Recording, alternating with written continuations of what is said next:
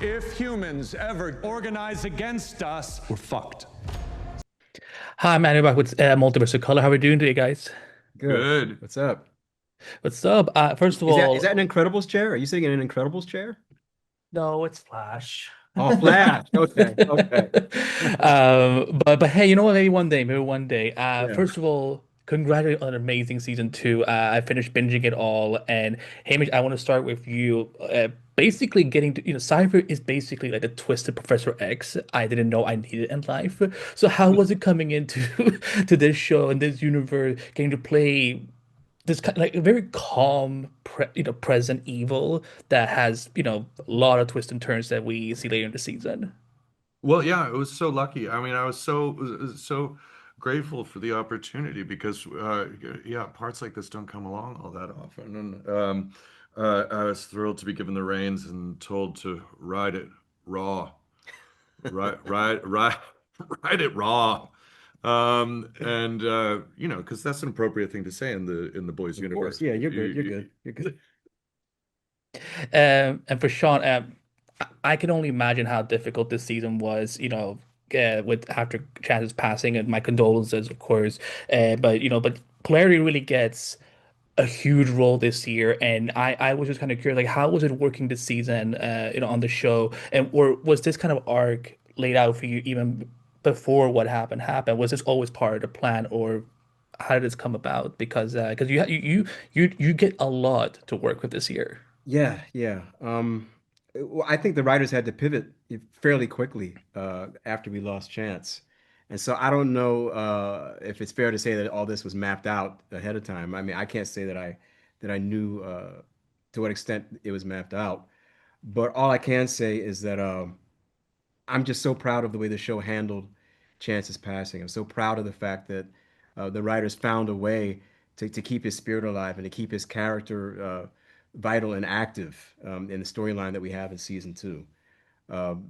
There's really no way to have a Gen V without Chance Perdomo. And so the fact that they kept him with us all the way through from the beginning of season two to the end of season two is a real tribute to the writers and even my castmates as well. I mean, everybody really locked in and committed to making this season something special, in honor of Chance. What's his fucking endgame? I'm Andrew back with Multiverse of Color. London, how are we doing today? I'm good, how are you? I am good. I have binged the whole season, and I cannot wait for what fans are going to see in these coming weeks. And I want to start with you with this because there was one of the fascinating things I think that was really given to Jordan this year was the whole conversation about bigenderism, and kind of like how in a lot of ways, when how sometimes society will kind of like label someone who comes out as bisexual, but like oh, but they're just gay, and like kind of actually like forgetting the in between. How was that working with the writer, with you, with Derek and the writer? Like, how did that conversation look like about how to tackle that in this context? It was an interesting conversation because we definitely, Derek and I definitely did not fight over having to say the line, it's transtastic. That was definitely not our favorite thing. Um, but it's stuff like that that is edgy to put in a show that we want to represent these characters well, but it also does kind of show the environment of the world right now and also just some conflict that's happening. And as uncomfortable as it is to see, it's a reflection of what's happening in society. And so there's a lot, what I love about Jordan and what I love about our show is there's so much care put into writing this character, writing all the characters, but writing Jordan in particular is done with such care and such responsibility. And it's just wonderful to be able to represent and to be able to be someone that the representation of a show that's never existed like this before.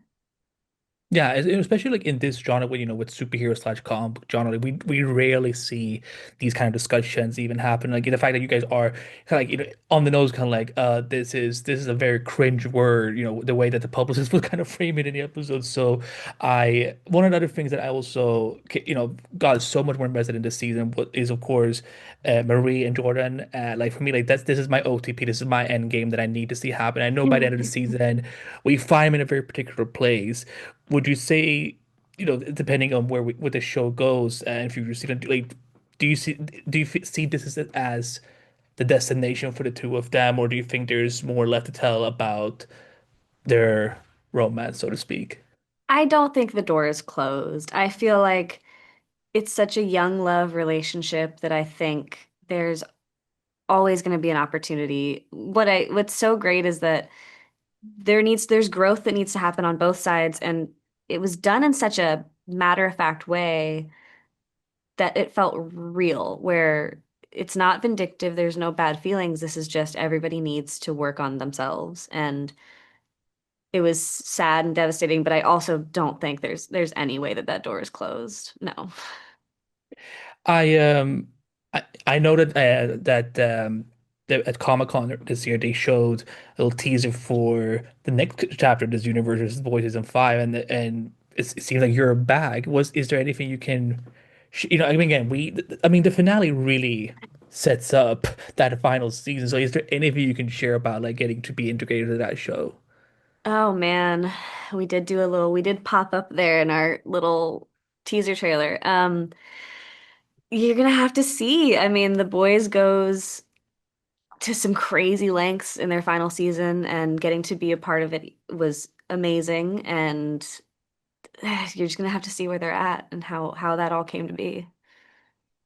And for my final question, I mean, I can only imagine how difficult this season was filming, with after what happened with Chance and how sent off Andre. Like, were there, besides the show honoring Andre and Chance through the storylines, was there any particular way that you honored him, like through, I don't know, some nods maybe to him, through, something that fans may pick up on?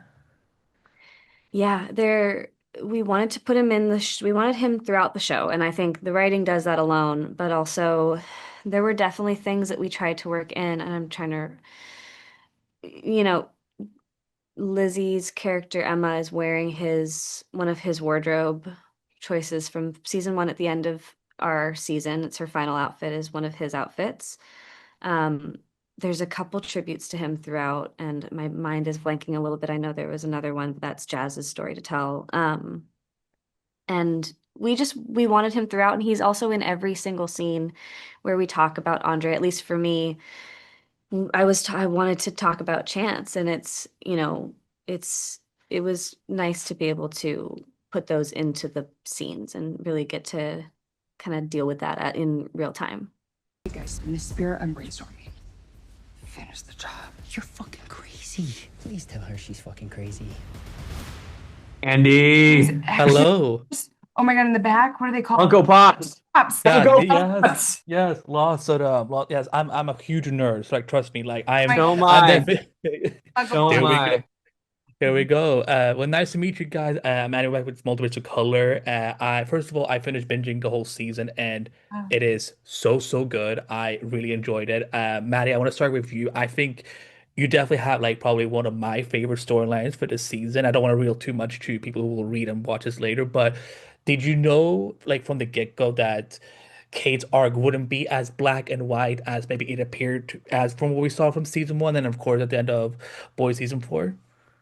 Um, I we don't know anything, by the way, before we do anything. So everything's always a surprise. I definitely didn't, and I certainly never expect anything to be black and white, like for sure with this season. There's always so much cool nuance and gray areas, and I'm sort of kind of like prepared to be surprised, and I totally am all the time.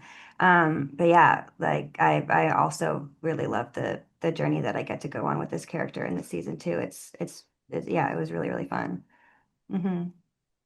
To Asa and Lizzie, because I'm a huge shipper when it comes to various TV shows, and of course, like I need Sam and Emma to be endgame, and this season really like grinds my gears up, like how much it keeps being fought about back and forth, what do you think these two need in order to do you guys see them ultimately belonging to each other, or what do you think they need to go in order to be at that place? What a sweet way to word that question. Oh, I think they just need to like sit down. yeah. Yeah, not a lot You of know time what for I that mean? this I think season. Yeah, maybe they just need to communicate. You know? Yeah, you know what? That's an interesting thing to say, actually, is that I feel like sometimes people get so caught up in their, you know, barriers and walls that separate one another from, feeling something that's worth risking something else for. And maybe they need to take a chance and risk being vulnerable and get hurt. And I think Emma needs to grow a little bit to be okay with risking loving someone again because she's loved a lot this season and got Yeah. broken. So I think there just needs to be a little bit more growth, Yeah. or just like maybe like a couples therapist, to be honest. Couples therapist. I think so. Yeah, couples therapy. Like Mr. and Mrs. Smith. Like Mr. and Mrs. Smith? Like the scene where they talk. Yeah, no, they Yeah, yeah. Yeah. I think maybe that'd be cuts with a great the opening for couples therapy. No, I don't know if you thought we should also be secret agents or if we should. I mean, that could be cool. Yeah, that could be cool. You guys kind of are too. Yeah. I mean, not to give too much away from the finale, but like in a sort of way, like towards the end of the finale, like you guys are definitely on a path that could, all three of you that could go there. And like, again, I know we don't know about season 3 yet, but we know that there's a lot of ties to this other little show, that's entering its final season. What are chances we might see all three of you there next year? There's always a possibility. I mean, this show is so unhinged and so insane. Anything can happen. Like Anything. literally anything can happen. I'm reading those scripts. I'm like, how Yep. did they come up with this? Yeah. Yeah. Yeah, there's a lot of imagery this season that I'm like, didn't think we were going to see that there. Yeah.